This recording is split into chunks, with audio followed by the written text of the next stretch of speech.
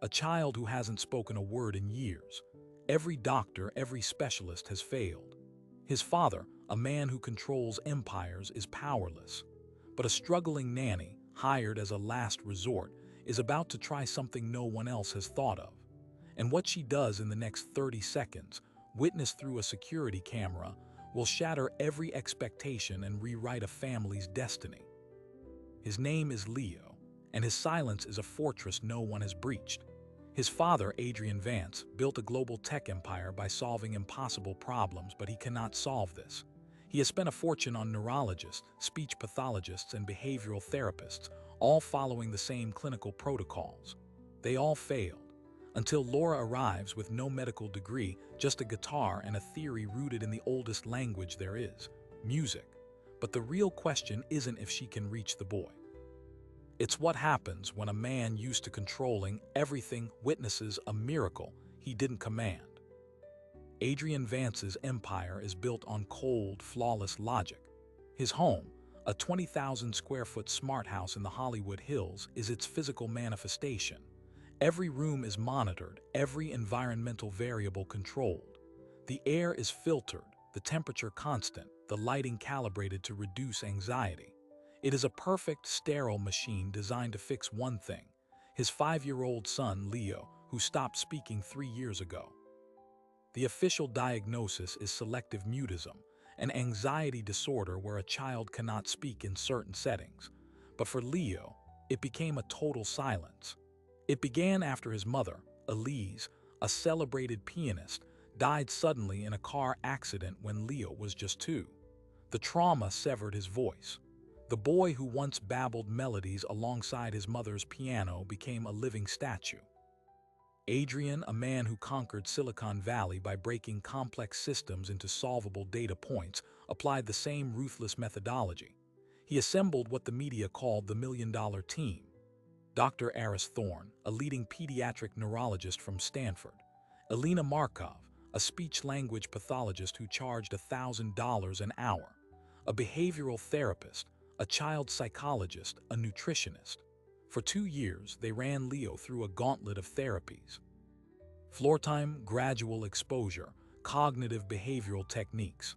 They used tablets with communication apps, sticker charts for attempted sounds, structured playdates that felt more like clinical trials.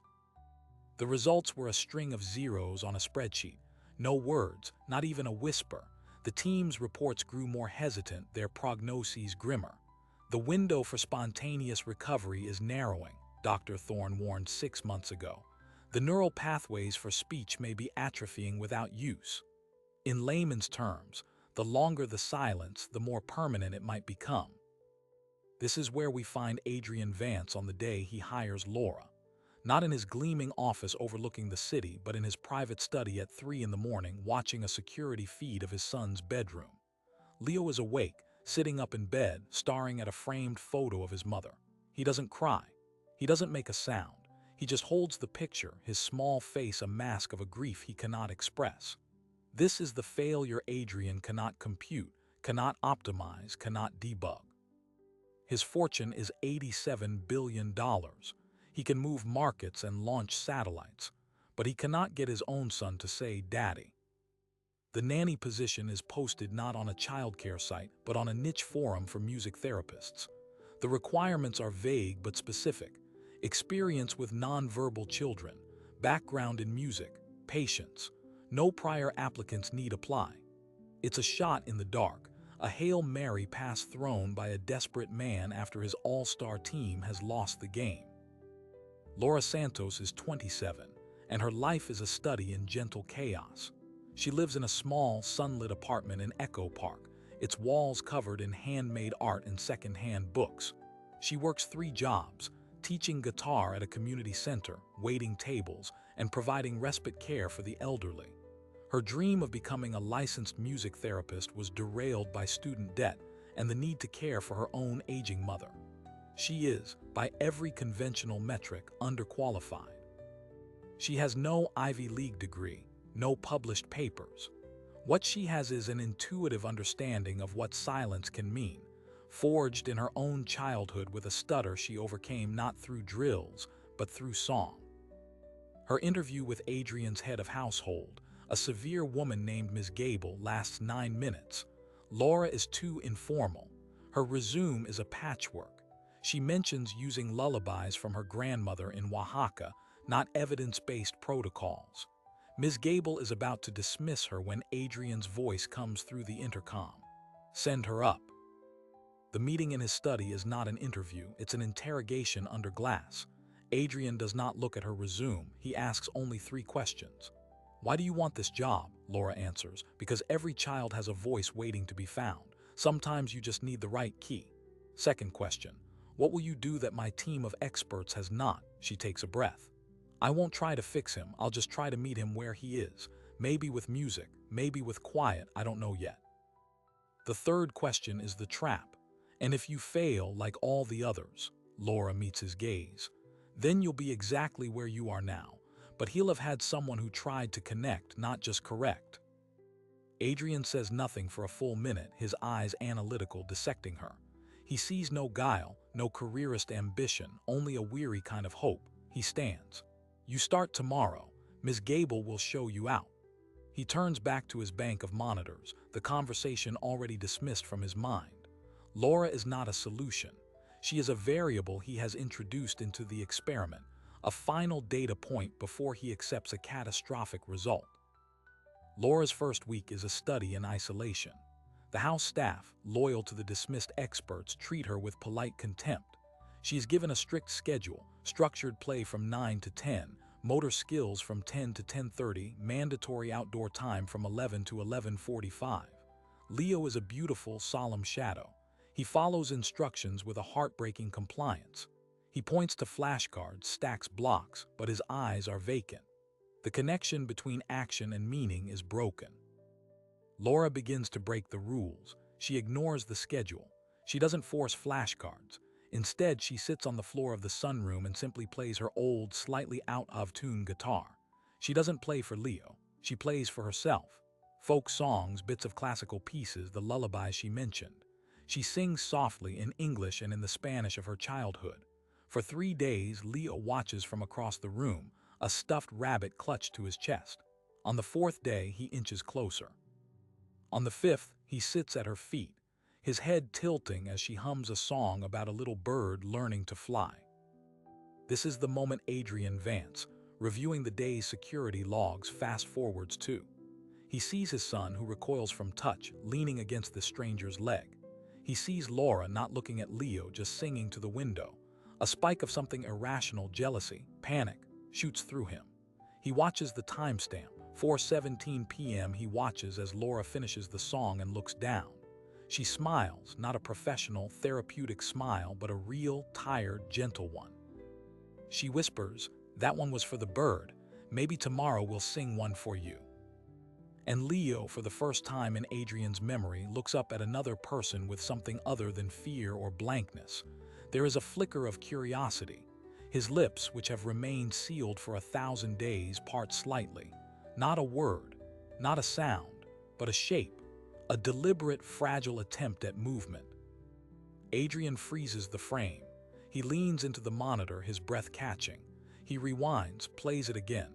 There is no audio on this feed, but he can read lips. His son's mouth is trying to form a syllable.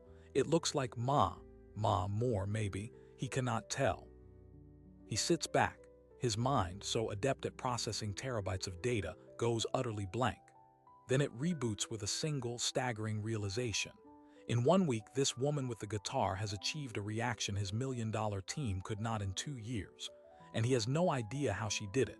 He has no data, no metrics, no report. Only the proof on the screen and a terrifying, exhilarating question. What if the key to his son was never in a lab or a clinic, but in a song? And what if the person holding that key is someone he knows nothing about, now living under his roof, with access to his most vulnerable treasure? He pulls up Laura's full background file, the one his security team compiled. He skims past the basics, looking for anomalies, and he finds one. A sealed juvenile record from 15 years ago. The charge, assault. The details are sparse, but the victim was a teacher. Laura Santos was 14. Adrian's eyes snap back to the live feed. Laura is now helping Leo with a puzzle, her hand resting reassuringly on his back. The boy is leaning into the touch. A cold dread washes over the initial hope. Who is this woman? What happened 15 years ago? And what is she really doing in his home with his son? He makes a decision. He will not confront her, not yet. He will watch. He will analyze.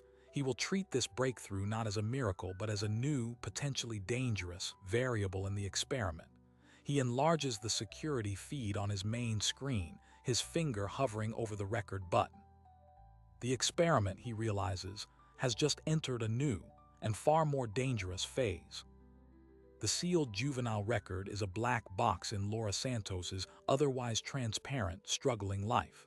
For Adrian Vance, a man for whom data is truth, an unexplained variable is a threat. He assigns his most discreet security consultant, a former intelligence officer named Kieran, a single task: crack it open. What Kieran uncovers in the dusty archives of a closed family court isn't a story of a violent teenager. It's the story of a 14-year-old girl who attacked a teacher to protect another child who couldn't speak up for themselves. The incident occurred at Oak Ridge Middle School. Laura's younger brother, Mateo, was 10 and severely autistic, largely nonverbal. His assigned aide, a man named Mr. Dillard, was documented as firm but effective in his file. But Laura noticed things. The way Mateo would flinch when Dillard took his arm. The new bruises always explained as clumsiness. She reported it. The school investigated Dillard and found no wrongdoing. Laura was told she was overprotective, imagining things. Then one afternoon, she walked into a secluded supply room to find Dillard gripping Mateo's wrists, shaking him, hissing at him to stop the noise, as Mateo whimpered in panic. Laura didn't yell.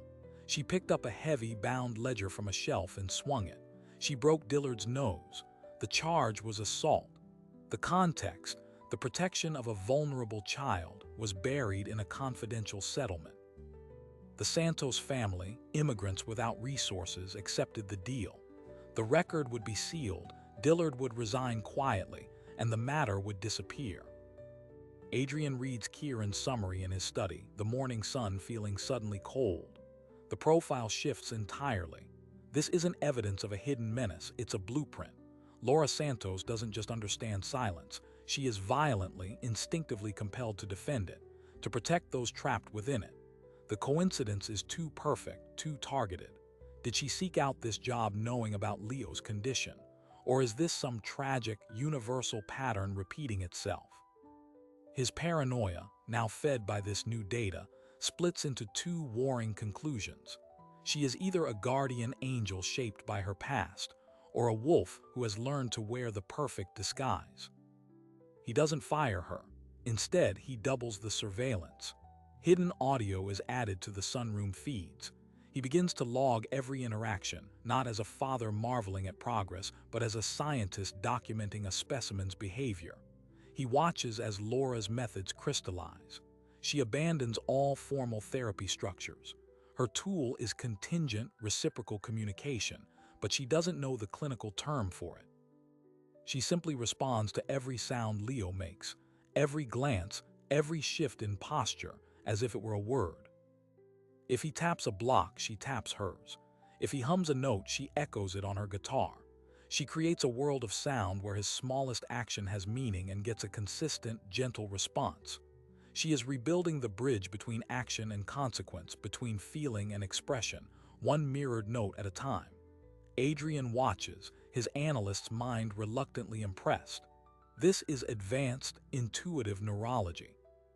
It's what his expensive therapists were supposed to do, but they were following manuals, not the child. Then 17 days after Laura started, the first major pivot happens. It's not captured on the main security feed. It's caught by a small, voice-activated recorder Adrian had placed inside a stuffed animal in the playroom. The audio is faint, muffled by plush fabric, but clear. Laura is singing a simple, repetitive song about a blue car going vroom. Leo is playing with toy cars, not looking at her. The song ends. There's a long silence, filled only with the sound of plastic wheels on wood. Then a tiny, raspy, unpracticed voice. A single syllable coated in 3 years of rust. Mo. On the recording, you can hear Laura's breath catch. She doesn't exclaim, doesn't startle him. Her voice is a soft, steady murmur. More, you want more song, another silence. Then the sound of a small hand patting the floor. Pat, pat, pat, a deliberate, communicative sound. Yes, Laura whispers, her voice thick with emotion. More, okay. She begins singing again. Adrian listens to this 2-minute clip 100 times. He isolates the syllable. Mo, it is real. It is intentional. It is the first voluntary, communicative vocalization his son has made since he was 2 years old. The data point is undeniable. The variable is producing results, and it fills Adrian not with joy but with a profound, unsettling terror. Because the source of the result is now irrevocably tied to a person he is actively investigating, a person whose loyalty and motives are, in his calculus, unknown. He makes his first mistake. He summons Laura to his study that evening under the pretext of a progress review. He sits behind his desk, the imposing CEO, while she stands, still in her simple cotton dress. He asks clinical, detached questions. What was the antecedent to the vocalization? What reinforcement did you provide? He is speaking the language of his failed experts, trying to force her breakthrough into his old, broken model.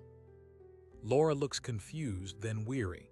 He asked for more song. I gave him more song. That's it, Mr. Vance. You're not following the prescribed therapeutic framework, Adrian states, a cold edge in his voice. Prescribed by who? Laura asks, a flash of defiance in her eyes. The people who gave up on him. The framework wasn't working. He's not a machine you can reprogram. He's a little boy who's scared. The word scared hangs in the air. Adrian's jaw tightens. Your methods are unstructured, unverified. His progress is verified, she says softly, gesturing vaguely to the house, to the unseen cameras she must suspect are everywhere. You've seen it. This is the confrontation he wanted, but it backfires. She has seen through his clinical veneer to the surveillance beneath, and she has weaponized the one fact he cannot dispute. She is getting results. He dismisses her, but the power dynamic has subtly shifted. She holds the key. He merely holds the door. The next escalation is institutional. Dr. Aris Thorne, the lead neurologist, requests an urgent meeting. He has been remotely monitoring the biometric data from the wearable sensor Leo wears, a device Adrian insisted on. Thorne is alarmed. Adrian, the neural activity patterns during these musical sessions are highly atypical.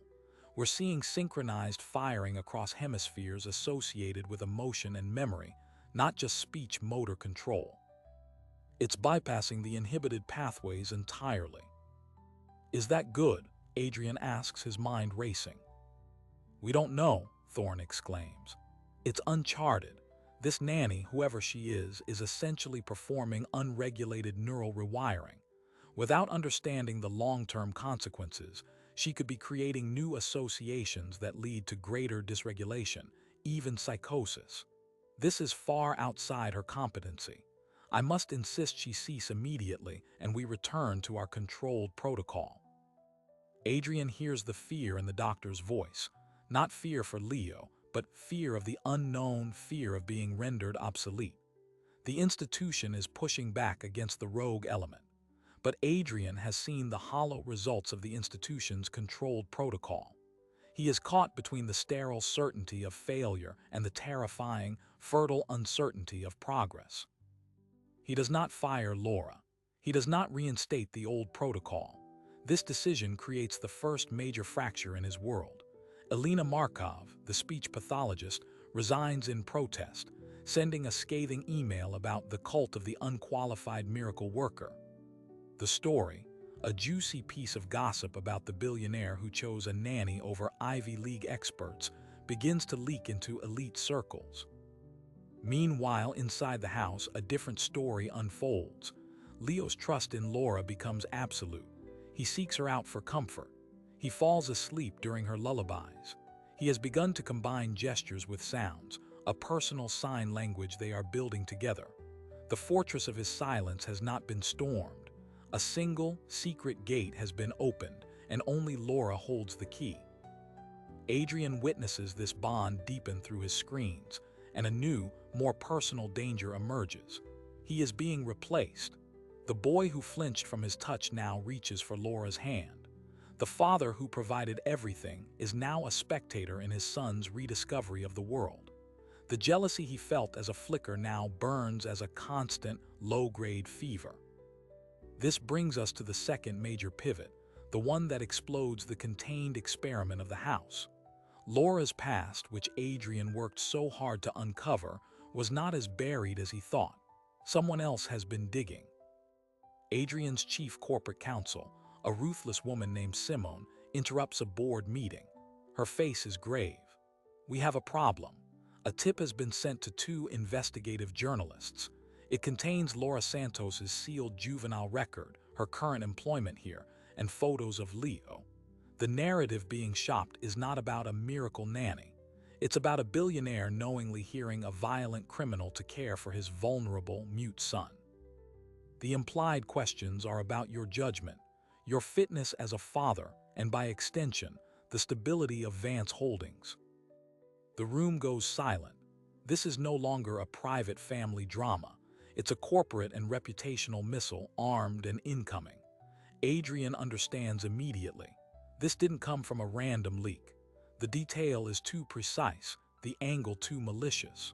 One of the experts he cast aside, or perhaps a business rival sensing weakness, has weaponized his own paranoia against him. He barks orders. Legal teams are to threaten every media outlet with annihilation. PR is to craft a counter-narrative of redemption and rare talent. But as he storms back to his study, his mind connects the dots with chilling clarity. The attack isn't just on him. It's on Laura. If the story breaks, she will be torn apart by the public, her past Chinese letter into a monster story. She would be removed from his house by child services, if not the police. Leo would lose her, and Adrian would lose the only thing that has worked. He realizes, too late, that his initial suspicion has created the very crisis that could destroy the fragile hope he now desperately needs. He rushes to the sunroom feed on his monitor. Laura is there, Leo asleep in her lap, her head bowed as she gently strokes his hair. She looks peaceful, utterly unaware of the storm gathering just beyond the fortified walls of the estate. Adrian's hand hesitates over the intercom button. Should he warn her? Should he come clean about his investigation? Or should he contain the threat by removing its source, by firing Laura preemptively to blunt the media attack and protect his company? The calculus is unbearable. His son's future hangs on one side. The empire he built hangs on the other. And in the middle, a woman who knows nothing of the forces aligning against her, sings a sleeping child the only language that has ever reached him. He makes a decision. He will not speak to Laura. Not yet. He will go to the source. He calls Kieran back. "Find out who sent that tip. I don't care what it costs. Use every resource. I want a name in 24 hours. As he ends the call, he looks back at the screen. Laura has lifted her head. She is no longer looking at Leo. She is staring directly at the camera lens in the corner of the ceiling, her expression not angry, but profoundly sad, as if she has finally seen the watcher in the shadows. And slowly, deliberately, she reaches out a hand and places it over the lens, plunging Adrian's screen into black. The black screen lasts for 7 seconds. When the feed returns, Laura and Leo are gone from the sunroom. For Adrian Vance, those 7 seconds are a system crash. The variable in his experiment has not only become aware of the observer, she has chosen to remove herself from view. This is no longer a study. It is a silent declaration of war. Adrian's first instinct is command. He activates the whole house intercom. "Laura, to my study, now." His voice echoes through the sterile corridors. There is no response. He pulls up every camera feed. He finds them in the kitchen, a room with no surveillance at Laura's prior request for a private space. She had argued and he had conceded, thinking it a harmless whim. Now it is a blind spot. He storms downstairs. He finds Laura at the large island helping Leo stir batter in a mixing bowl. Flour dusts the boy's nose. He is smiling a small, secret smile. The scene is so achingly normal it stops Adrian in the doorway. Laura doesn't look up. "We're making pancakes," she says, her voice neutral. "He wanted to try." "You covered the camera," Adrian states, his tone ice. Laura finally meets his gaze. "Yes, we needed a minute without an audience." "That is not your decision to make. Everything in this house is." "Your property," she finishes for him, still stirring. "Including your son's private moments, including my attempts to connect with him without feeling like a lab rat." The accusation hangs between them. Leo, sensing the tension, goes still, his smile vanishing. He drops the spoon and moves closer to Laura, hiding his face against her arm. The gesture, a child seeking refuge in the nanny rather than his father, is a physical blow to Adrian. "Leave us," Adrian says to Laura, his voice dangerously low. Laura doesn't move. She looks down at Leo, then back at Adrian. "If I walk out," he regresses, "you know that. Your own data shows it, so you can fire me and watch him disappear again, or we can talk, like adults, without the cameras." It is the first time anyone has negotiated with Adrian Vance from a position of undeniable power in his own home. He is outmaneuvered. He gives a stiff nod. 5 minutes. The conversation that follows in his study is a brutal recalibration. Laura speaks plainly. She knew about the surveillance from day one. The hidden cameras were poorly disguised to someone who grew up looking for threats. She knew about the background check when Kieran interviewed her old neighbors. She even guessed about the sealed record. "You're a man who controls everything," she says. "You were always going to look." "Then why take the job?" Adrian demands, pouring a drink he doesn't want. "Because he needed me," she says simply. "And because I know what it's like to be that silent child. Not from trauma, but from a stutter so bad I'd rather not speak. Music was my way out. I thought it might be his. It wasn't a plan. It was a guess." Adrian wants to distrust her, but her story aligns perfectly with the evidence. Her motive isn't money or fame. It is a painful, personal empathy. The calculus shifts again. The threat may not be Laura. The threat may be the person trying to remove her. This brings us to Kieran's report, delivered via encrypted message as Adrian sits across from Laura. The source of the media leak is not a scorned expert or a business rival. It is someone inside the house. The digital trail, expertly covered, leads back to a device registered to the estate's internal network. The timing of the data packets coincides with the household staff shift change. The pool of suspects is small. The remaining members of the million-dollar team who still have access, or the domestic staff loyal to them. But there's a second, more chilling finding. Kieran, cross-referencing financials, found a series of irregular payments from a shell corporation to an account owned by Patricia, the head nurse who oversaw Leo's medication regimen before Laura arrived. The payments started 3 months before Leo's mutism began and stopped abruptly after Laura was hired. Patricia, who resigned citing ethical concerns about Laura's methods, is now living in a luxury condo she could never afford on her salary. Adrian's blood runs cold. The initial assumption that Leo's silence was a purely psychological trauma response to his mother's death crumbles. What if it was induced? What if the team he hired to fix his son was partly responsible for his condition? The implications are monstrous. He looks at Laura, who is watching, his face pale. "What is it?" she asks. He doesn't tell her. The information is too explosive, too dangerous. If someone was willing to poison a child's mind for money, what would they do to protect that secret? He ends the meeting abruptly, telling Laura to resume her duties, his mind already racing ahead to containment and retaliation. This is the wait, it gets worse moment. The conspiracy isn't just about ruining Adrian's reputation or removing Laura. It may be about ensuring Leo never speaks, because if he does, he might be able to tell someone what happened to him. The stakes are no longer about speech. They are about a potential crime. Adrian's next move is a masterstroke of misdirection. He publicly announces a press conference.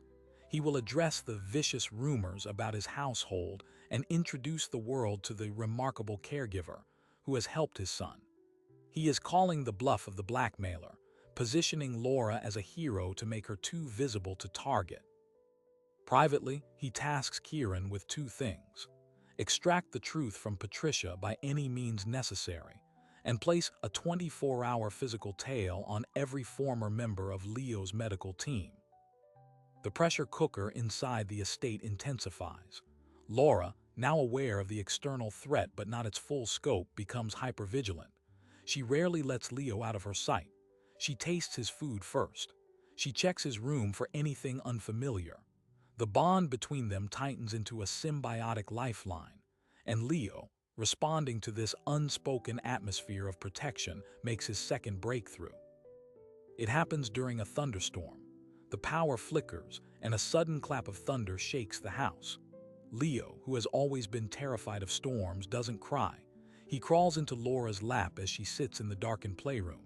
She begins to sing a lullaby, her voice a steady anchor against the chaos outside.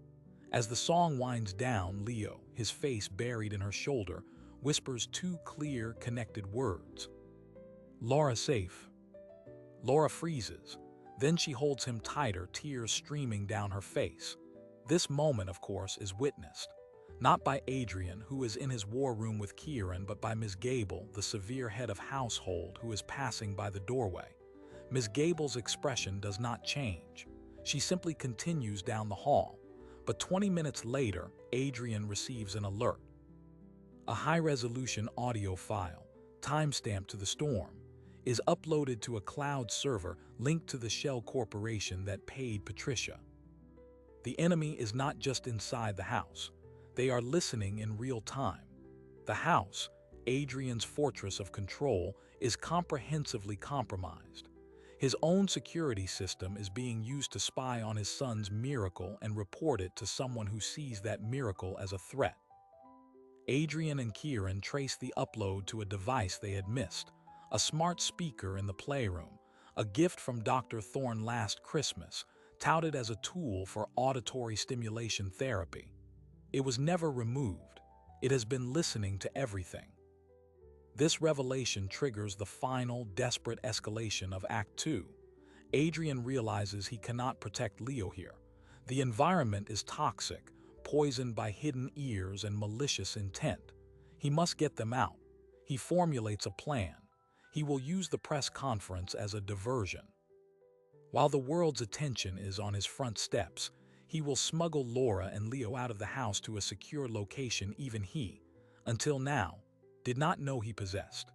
A remote, off-grid cabin left to him by his reclusive grandfather, a place with no digital footprint whatsoever. He summons Laura one last time. He tells her everything: the payments to Patricia, the compromised speaker, the likelihood that Leo's condition was not natural. "You were never the threat, Laura. You are the witness they didn't account for. You are the key that started to unlock a door they welded shut." Laura listens, her face hardening from fear into resolve. "What do you need me to do?" "Tomorrow, during the press conference, a car will take you and Leo from the service entrance. You'll go to a safe place. You'll stay there with him until I come for you. No contact with the outside world. Can you do that? Can you keep him safe and keep talking to him?" Laura nods. "I can." That night, Adrian does not sleep.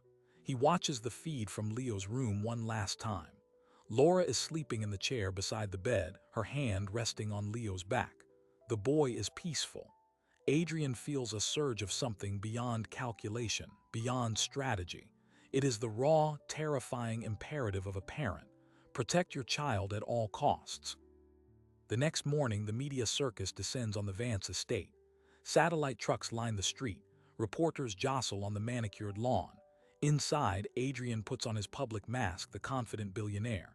He gives Laura final instructions. "The car will be a black sedan. The driver's name is Marcus. He will show you a photo of this." He hands her a worn, leather-bound copy of The Little Prince, a book from his own childhood. That is the signal: trust no one else. At 9:45 a.m., Adrian steps onto the portico to face the cameras. The questions come in a hostile wave. He begins his prepared statement. Inside, Laura, holding Leo's hand, moves swiftly toward the service corridor. They reach the door. A black sedan is idling. The window rolls down. The driver is a man she doesn't recognize. He holds up a book. It is The Little Prince. Laura lets out a breath and opens the back door. As she bundles Leo inside, the driver speaks without turning around. "Seatbelts, please, it's a long drive." His voice is calm, professional. But as Laura pulls the door shut, she catches a glimpse of his eyes in the rearview mirror. They are the same cold, assessing eyes as Ms. Gable. And in the passenger seat footwell, barely visible, is a discarded hospital ID badge. The name on it, Patricia. Laura's heart stops. This is not the rescue. It is the kidnapping. The trap didn't lie in staying. It lay in the escape. She reaches for the door handle, but the child locks are engaged.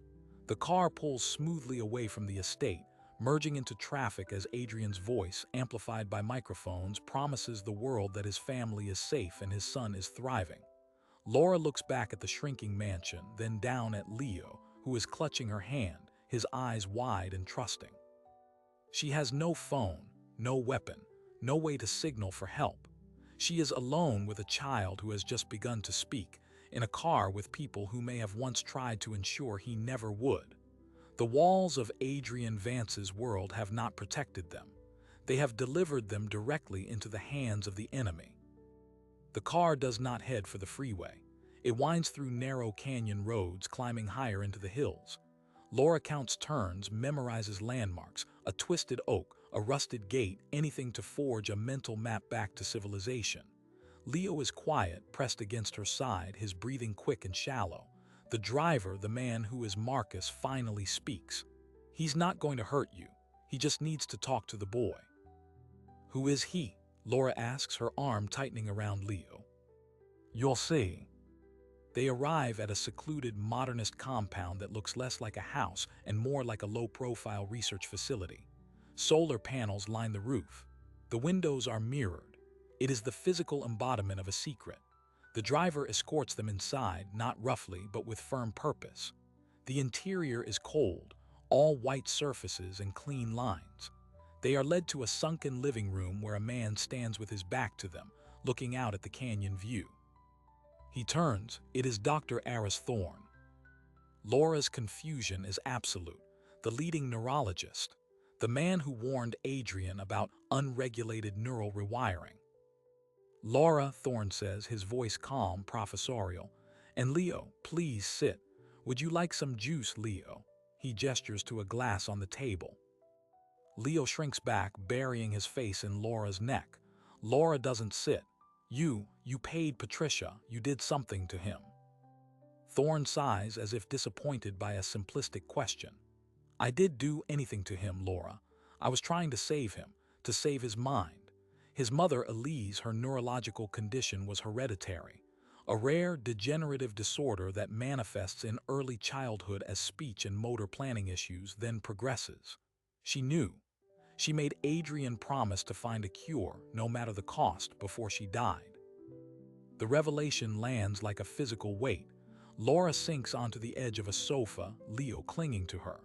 "The accident was not an accident," Thorne says softly. "She was on her way to a specialist who confirmed the gene was passed to Leo. She lost control of the car. The official report called it weather-related. Adrian chose to believe that. The truth was too devastating. He hired me not just to treat Leo's mutism, but to find a way to halt the underlying degeneration." He walks to a monitor and brings up complex brain scans. "My protocol was twofold. The behavioral therapy for the mutism was a cover. The real treatment was a series of proprietary neural inhibitors administered through his daily vitamins. They were designed to suppress the faulty gene expression, but they had a significant side effect. They dampened all neural activity in the language centers. They induced the very mutism we were pretending to treat." Laura stares, horror dawning. "You made him silent." "To save his life," Thorne insists, a crack in his clinical facade. "The trade-off was temporary. 5-6 years of silence for a lifetime of cognitive function. Adrian would have never agreed to it. He would have searched for a perfect solution that doesn't exist. I made the hard choice his father couldn't. And Patricia, the payments. To ensure compliance, to monitor for side effects. When Adrian started to question the lack of progress, I needed her to reinforce the narrative that Leo's case was uniquely stubborn. Then you arrived. Thorne's eyes flashed with something like professional fury. Your music, your contingent responsiveness. It began to activate pathways the inhibitors were specifically designed to keep dormant. You weren't just helping him speak, you were waking up the disease. Every word he formed was a potential step toward neurological catastrophe. Laura understands now. The enemy was never a business rival or a jealous staff member. It was a doctor playing God who saw her not as a threat to his reputation but to his patient's survival. So you leaked my record. You tried to get me fired. And when that didn't work, I had to remove him from your influence entirely. This facility is equipped to continue his treatment properly in a controlled environment. Adrian's plan to send you away played right into my hands. My associate simply intercepted the transport. Laura looks at Leo at his wide, terrified eyes. This child had been a prisoner twice over, first in his own silent mind and then in a medical conspiracy he could never understand. Her voice is steel. You don't know that. You don't know that talking will hurt him. You're guessing. You're experimenting on him. It's informed, calculated risk, Thorne snaps, which is more than your folk singing provides. At that moment, Adrian Vance crashes into the room. He is not alone. Kieran is with him, along with two serious-faced men who are very clearly not corporate security. Adrian's suit is disheveled, his eyes wild. He had seen the car turn off the planned route on the GPS tracker he'd secretly placed in Leo's shoe. He had cut his own press conference short and come with everything he had.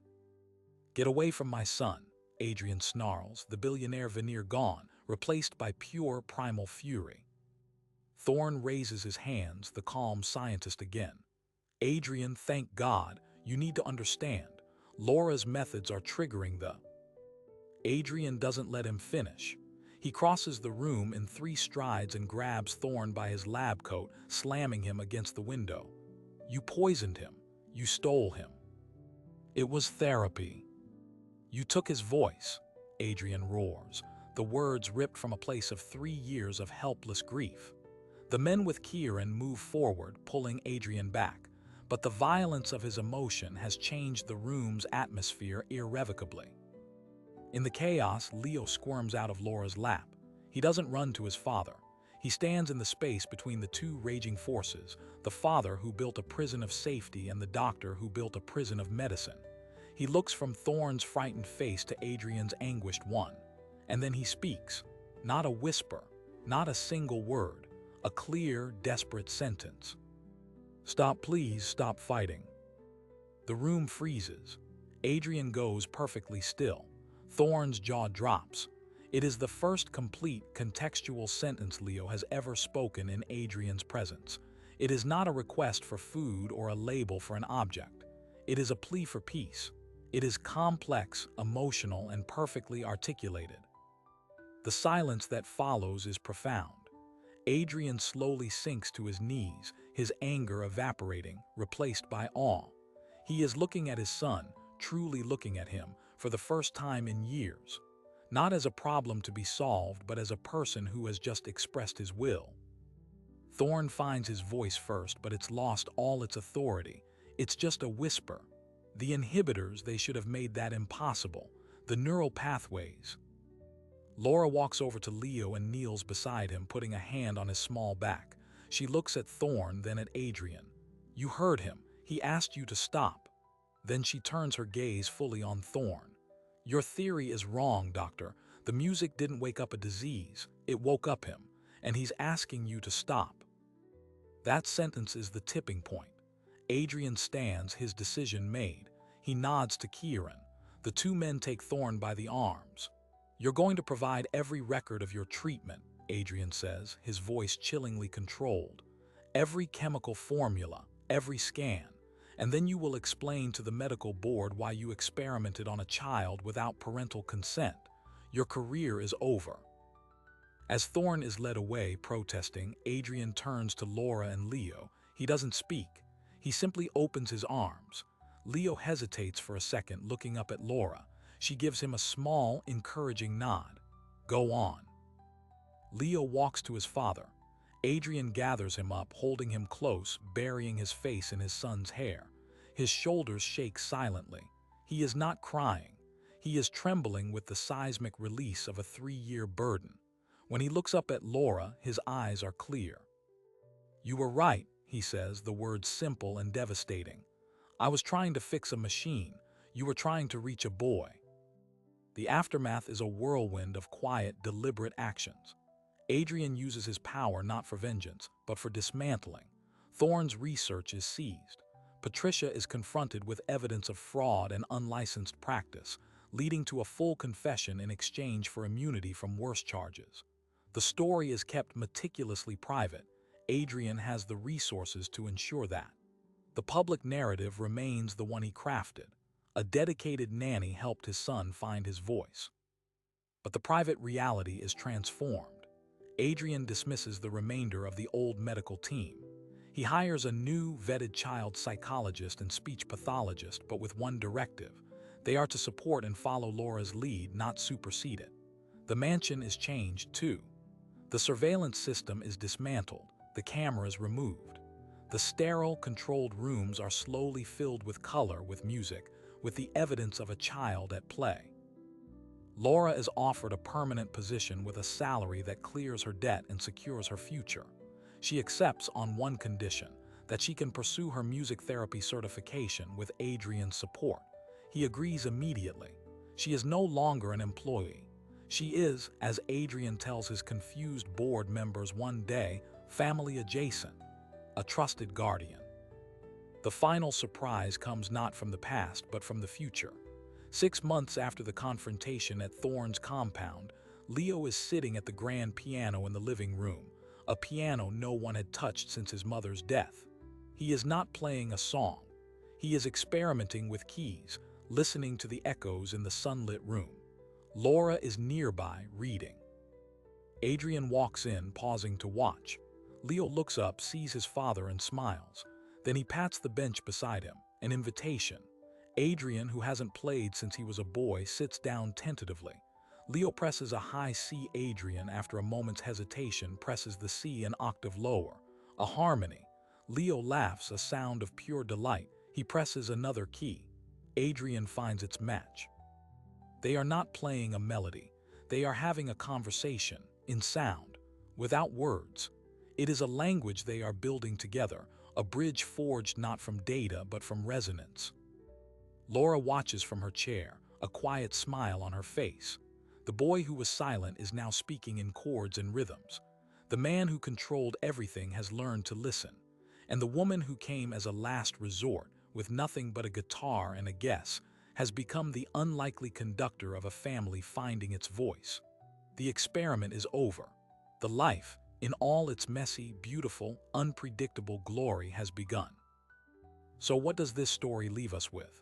Not a fairy tale, but a blueprint. A map of how silence can be a prison built with the best intentions, and how a simple, human connection can be the only key that fits the lock. Adrian Vance's journey was a paradox. He wielded more power and access to expertise than almost anyone on the planet. Yet the solution to his most important problem came from the last place he thought to look. Not from a summit of genius, but from the quiet intuition of someone outside the system entirely. Laura succeeded where experts failed, not because she knew more, but because she presumed less. She didn't see a disorder to be corrected. She saw a child to be met. Her tool wasn't a proprietary technology or a complex protocol. It was presence. It was attunement. It was the ancient, fundamental language of rhythmic sound and consistent response that predates all human speech. The real villain of the piece was not malice, but a certain kind of arrogance, the belief that a human mind, especially a vulnerable one, is a circuit board to be rewired by the smartest person in the room. Dr. Thorne wasn't evil. He was tragically, dangerously certain. His sin was removing the child from the equation, treating Leo as a set of symptoms to be managed rather than a person whose own will and voice mattered. In trying to save the boy's future brain, he was willing to obliterate his present self. This forces an uncomfortable, universal question. How often do we, in our own lives, try to engineer solutions to human problems? How often do we apply logic to grief, spreadsheets to emotion, force to fear? The Vance saga is an extreme magnification of a common impulse, to control what we love because the alternative to sit with its uncertainty, to listen to its quiet, to follow its lead, feels like surrender. But the piano duet in the sunlit room shows us the alternative. It is not surrender, it is collaboration. It is the creation of a new language born from listening. Adrian learned to hear his son. Leo learned that his sounds had meaning. Laura provided the bridge. Their story ultimately isn't about curing mutism. It's about the far more radical act of communication, finding a way to say, I am here, and hearing the echo come back, I see you. The science of selective mutism and music therapy tells us that such breakthroughs are not magic, but neurology. Secure attachment builds brain pathways. Low pressure, responsive interaction reduces anxiety.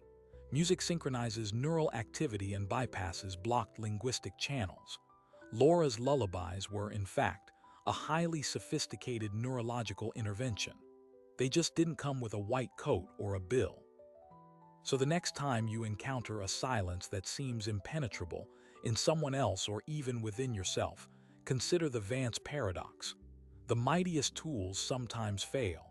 The gentlest approach sometimes wins. The answer may not lie in speaking louder, but in listening differently. In being brave enough to put down the blueprint and pick up the guitar. If you found this exploration of silence, power, and the unexpected keys that unlock human connection compelling, there are more stories like it waiting for you. The world is full of whispered truths and quiet revolutions. For more documentaries that dive deep into the hidden architectures of our lives, be sure to subscribe.